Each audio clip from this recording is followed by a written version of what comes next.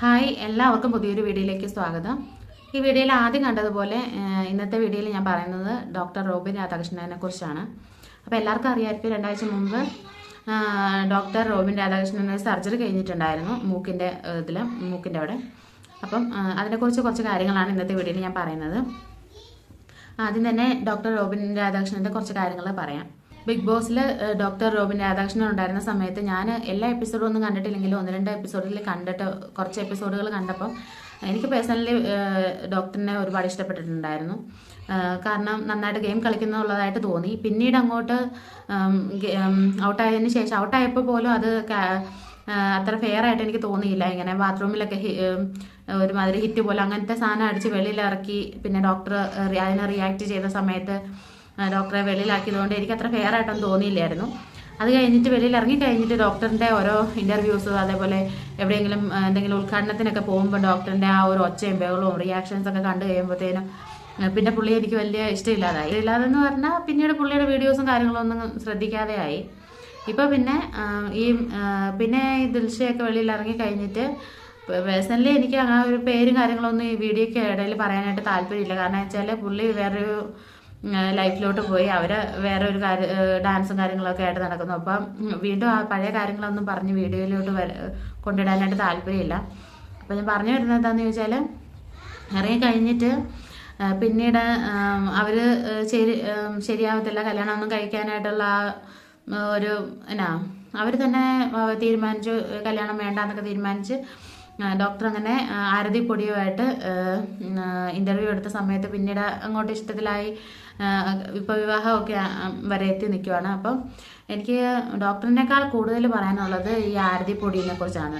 കാരണം വെച്ചാൽ സ്വന്തം ഇത്ര ചെറുപ്രായത്തിൽ സ്വന്തമായിട്ട് ജോലി ചെയ്ത് സ്വന്തമായിട്ട് ഒരു എൻ്റർപ്രണർ എന്നൊക്കെ പറഞ്ഞാൽ ഒരുപാട് കഷ്ടങ്ങൾ സഹിച്ചിട്ടാണ് ഇതേപോലെ ഒരു സ്വന്തമായിട്ടൊരു ബിസിനസ് നടത്തിക്കൊണ്ട് പോകാനായിട്ട് പറ്റുന്നത്. അപ്പോൾ അതൊരു സ്വത്തും പാരമ്പര്യമായിട്ട് സ്വത്തും കാര്യങ്ങളും ഉള്ള മക്കളെന്ന് പറഞ്ഞാൽ അത് ദൂർത്തടിച്ച് ജീവിക്കാനേ നോക്കത്തുള്ളൂ. ഇതെന്ന് പറയുമ്പോൾ അച്ഛൻ്റെ അല്ല അങ്ങനെ ആ ഒരു കാര്യങ്ങളൊന്നും വേണ്ട, സ്വന്തം ചെലവിന് സ്വന്തമായിട്ട് വരുമാനം വേണമെന്ന് പറഞ്ഞ് അങ്ങനെ സ്വന്തമായിട്ടൊരു ബിസിനസ് സ്റ്റാർട്ട് ചെയ്ത് അത് നല്ല വിജയത്തിലോട്ട് കൊണ്ടുവരാൻ ഈ ആരതി പൊടിക്ക് കഴിഞ്ഞു. അങ്ങനെ ഡോക്ടറുമായിട്ടുള്ള എൻഗേജ്മെൻറ്റും കാര്യങ്ങളും അങ്ങനെയെല്ലാം കഴിഞ്ഞതിന് ശേഷം ഡോക്ടറിൻ്റെ ആദ്യത്തെ സ്വഭാവത്തിൽ നിന്ന് ഡോക്ടറിന് നല്ല മാറ്റം വന്നു. അത് പൊതുവെ ആ ഡോക്ടറിൻ്റെ വീഡിയോ കാണുന്നവർക്ക് കറക്റ്റായിട്ട് മനസ്സിലാക്കാൻ പറ്റും. ഡോക്ടറിൻ്റെ ആ ദേഷ്യം, ഡോക്ടറിൻ്റെ എടുത്തിയാടിയുള്ള സംസാരം, പിന്നെ നല്ല ഒച്ചയിൽ അലറുന്നത്, അങ്ങനെയുള്ള കാര്യങ്ങൾ. അതേപോലെ പിന്നെ ഒരു ഡോക്ടറാണെങ്കിലും ഫുഡ് ഹാബിറ്റിലൊക്കെ വന്ന മാറ്റം ഒക്കെ കൊണ്ട് നന്നായിട്ട് വണ്ണമൊക്കെ വെച്ചിട്ട് കവളൊക്കെ ചാടി അങ്ങനെ ഹെൽത്ത് ഒന്നും കൂടുതലായിട്ട് ശ്രദ്ധിക്കാതിരുന്ന ആ ഒരു സമയത്ത് പുള്ളിക്കാരൻ്റെ ആ ഒരു സ്വഭാവം എല്ലാം മാറ്റിയെടുത്തത് ഈ ആരതി പൊടിയാണ്. അത് നല്ല ഞാൻ അതിന് തെളിവായിട്ട് ഈ വീഡിയോയുടെ ഇടയ്ക്ക് ഞാൻ ഒരു വീഡിയോ കാണിക്കാം.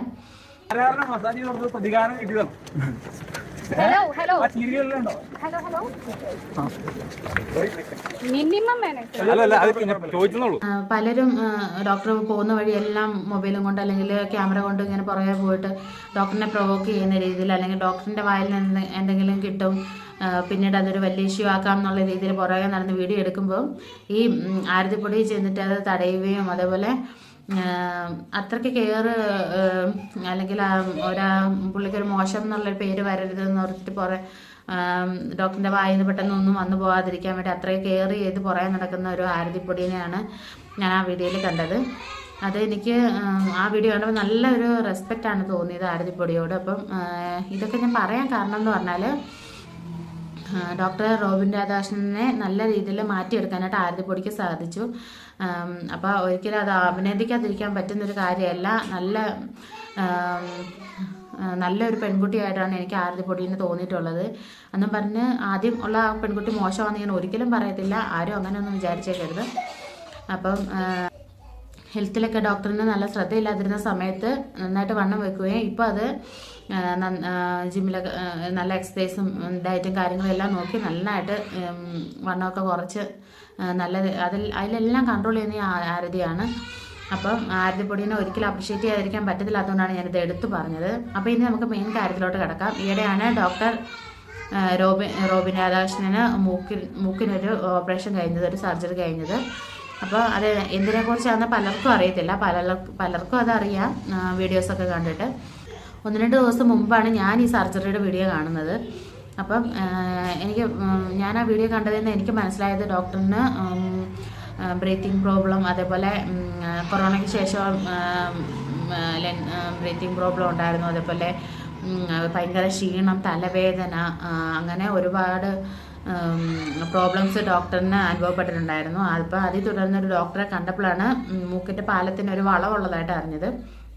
അങ്ങനെ അത് റെഡിയാക്കാൻ വേണ്ടിയും പിന്നെ ആ സർജറിക്ക് ശേഷം ഡോക്ടറിൻ്റെ മൂക്ക് നല്ല ഇങ്ങനെ ഉരുണ്ട് ഇവിടെയായിട്ടൊരു ചെറിയ ഇങ്ങനെ ഒരു തടുപ്പൊക്കെ ഉണ്ടല്ലോ. അപ്പോൾ സർജറിക്ക് ശേഷം മൂക്കും നല്ല കുറച്ചും കൂടെ ഭംഗിയാകും എന്നൊക്കെ കേട്ടിട്ടാണ് ഡോക്ടർ റോബിൻ സർജറി ചെയ്തത്.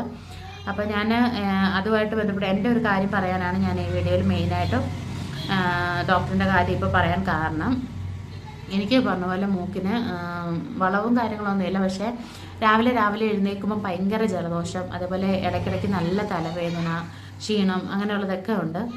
അപ്പം എനിക്ക് എന്താ പ്രശ്നമെന്ന് ചോദിച്ചാൽ മൂക്കിനകത്ത് ഈ ഒരു സൈഡിലായിട്ട് 2 സൈഡിലും ചെറിയ ദശ പോലെ, എന്നാൽ മൂക്കിൻ്റെ ഹോളൊക്കെ ഉണ്ട്, ശ്വാസം വിടുന്നതിനൊന്നും ഒരു കുഴപ്പമില്ല. പെട്ടെന്ന് ജലദോഷം, അല്ലെങ്കിൽ പിള്ളേർക്കൊക്കെ ഇവിടെ ജലദോഷം വന്നതെന്നുണ്ടെങ്കിൽ പെട്ടെന്ന് തന്നെ അത് എനിക്കും കൂടെ വരുന്ന അങ്ങനെ ഒരു ഇതാണ്. കൂടുതലായിട്ട് തണുപ്പൊക്കെ അടിക്കുമ്പോഴൊക്കെയാണ് അങ്ങനെ പ്രയാസം അനുഭവപ്പെടുന്നത്.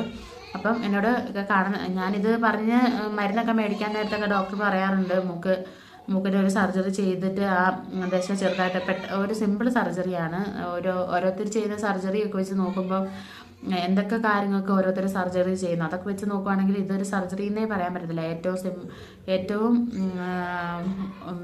പേടിക്കേണ്ടാത്ത ഒരു സർജറിയാണ്. വലിയൊരു വേദന കാര്യങ്ങളൊന്നും എടുക്കത്തില്ല എന്ന് പറയുന്നത്. എന്നാൽ പോലും എനിക്ക് പേടിയാണ് ഈ സർജറി ചെയ്യാനായിട്ട്. എനിക്ക് ഈ ഡോക്ടറിനെ കണ്ടപ്പോൾ എനിക്ക് ആദ്യം ഓർമ്മ വന്നത് എൻ്റെ കാര്യമാണ്. ഞാനങ്ങനെ അഥവാ സർജറി ചെയ്യണമെന്ന് വെച്ചാൽ എങ്ങനെ ചെയ്യും, എനിക്ക് ഭയങ്കര പേടിയാണ്. ഡോക്ടർ തന്നെ ഇതിൽ പറയുന്നുണ്ട്, ഡോക്ടറായിട്ട് പോലും സർജറി എന്ന് കേൾക്കുമ്പോൾ ഒരു പേടിയാണ്. അപ്പോൾ ഡോക്ടർ അല്ലാത്ത സാധാരണ മനുഷ്യർക്ക് എങ്ങനെയായിരിക്കും ഒരു സർജറി എന്ന് കേൾക്കുമ്പോൾ. അപ്പം എന്നെപ്പോലെ മൂക്കിൽ ഇങ്ങനെ എന്തെങ്കിലും ദശ അങ്ങനെ എന്തെങ്കിലും പ്രയാസമുള്ളവരാരെങ്കിലും ഈ വീഡിയോ കാണുന്നുണ്ടെങ്കിൽ വീഡിയോയുടെ താഴെ ഒന്ന് കമൻറ്റ് ചെയ്തേക്കണേ. അപ്പം ഡോക്ടർ റോബിൻ രാധാകൃഷ്ണൻ എത്രയും പെട്ടെന്ന് സുഖം പ്രാപിച്ച് റെഡി ആവട്ടെ. കുഴപ്പമൊന്നുമില്ല, അന്ന് തന്നെ വീട്ടിൽ പോകാം, സാധാ നോർമലായിട്ട് ചെയ്യുന്ന എല്ലാ കാര്യങ്ങളും ചെയ്യാം എന്നൊക്കെയാണ് പറഞ്ഞത്. വലിയ സർജറി കാര്യങ്ങളൊന്നും അല്ല. അപ്പം എനിക്കും ഇങ്ങനെ മൂക്കിലിങ്ങനെ ഒരു പ്രശ്നം ഉള്ളതുകൊണ്ടാണ് എനിക്കിതിനെപ്പറ്റി കൂടുതലായിട്ട് ഇതിൻ്റെ ശാസ്ത്രീയമായ പേരുകളും കാര്യങ്ങളൊന്നും അറിയത്തില്ല, അതുകൊണ്ടാണ് അതൊന്നും പറയാത്തത്. അപ്പോൾ അതും കൂടെ ഒന്ന് ഷെയർ ചെയ്യാമെന്ന് ഓർത്തിട്ടാണ് ഞാൻ ഇങ്ങനെ ഒരു വീഡിയോ ഇട്ടത്. അപ്പോൾ മറ്റൊരു വീഡിയോ ആയിട്ട് പിന്നെ കാണാം. ബൈ.